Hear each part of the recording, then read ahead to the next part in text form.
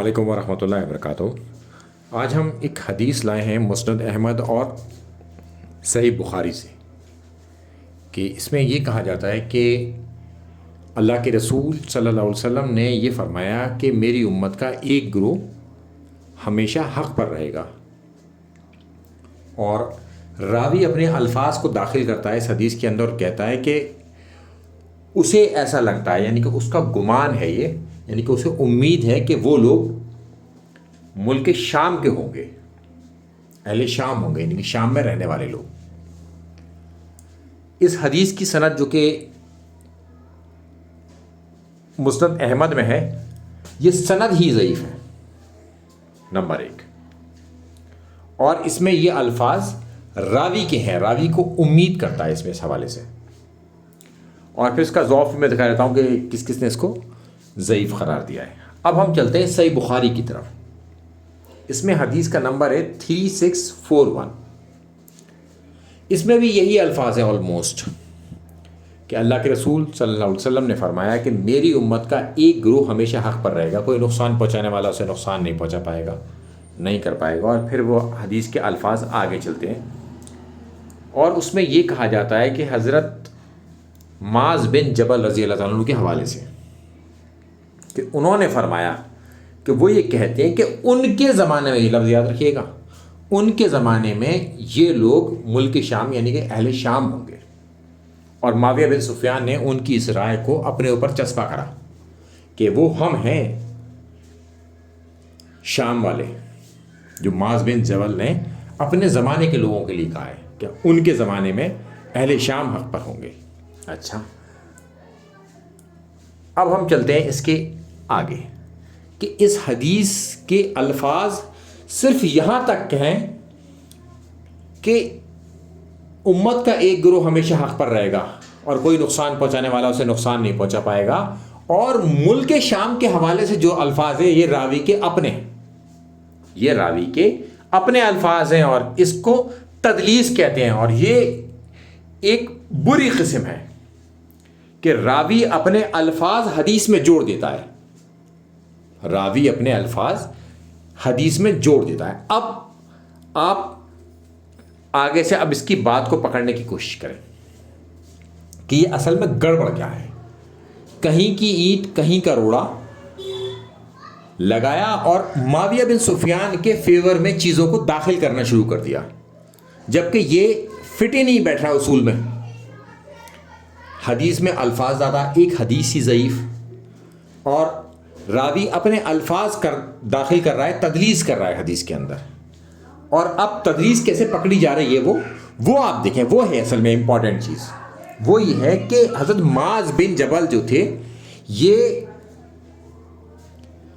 603 میں پیدا ہوئے، یہ عیسوی کا حساب ہے، ٹھیک ہے، اور ان کی وفات ہوتی ہے 639 میں۔ یہ ان کی عمر تقریباً 35 سے 36 سال بنتی ہے، اور یہ صحابی ہیں، انہوں نے اللہ کے رسول صلی اللہ علیہ وسلم کو دیکھا ہے۔ اچھا، اب ہم آگے چلتے ہیں کہ معاویہ بن سفیان کو جب اقتدار ملا، یعنی کہ انہیں خلافت سونپ دی گئی شرائط کے ذریعے، کہ شرط لگا کر ان کو خلیفہ بنا دیا گیا۔ اچھا، وہ خلیفہ بنتے ہیں 661 میں، اور معاذ بن جبل کب وفات پاتے ہیں؟ 639، یعنی کہ معاویہ بن سفیان کے اقتدار میں آنے سے 22 سال پہلے۔ تو پھر حضرت معاذ بن جبل کا زمانہ کون سا تھا جس وقت وہ تھے؟ تو وہ 35-36 سال کو اگر آپ کیلکولیٹ کریں گے تو وہ زمانہ تھا اللہ کے رسول صلی اللہ علیہ وسلم کا، وہ زمانہ تھا حضرت ابو بکر کا، اور وہ زمانہ تھا حضرت عمر کا۔ یہ 3 لوگوں کا وہ زمانہ تھا۔ کیا کوئی یہ گمان کر سکتا ہے کہ اللہ کے رسول صلی اللہ علیہ وسلم موجود ہوں مدینہ میں، اور کوئی یہ کہے کہ ملک شام کے لوگ حق پر تھے، حق پر ہوں گے؟ یہ گمان کیا جا سکتا ہے کہ اللہ کے رسول صلی اللہ علیہ وسلم کے مقابلے پر ایک ایسی جگہ کے لوگ حق پر ہیں؟ ان کا زمانہ تو وہی 35 سال کا ہے نا, تو اس 35 سال کو ہی دیکھا جائے گا. پھر آپ چلیں آگے, حضرت ابو بکر کے دور میں بھی شام والے حق پر تھے. حضرت ابو بکر کے بارے میں یہ نہیں ہے حدیث کہ یعنی کہ حضرت ابو بکر حق پر نہیں تھے کسی کے مقابلے پر, شام والے ہی حق پر تھے. پھر حضرت عمر کے زمانے میں چلتے ہیں, چونکہ ان کا زمانہ حضرت عمر تک ہے, تو حضرت عمر بھی اپنے زمانے میں حق پر نہیں تھے, ملک شام والے ہی حق پر تھے. تو یہ متن بھی ٹکراتا ہے.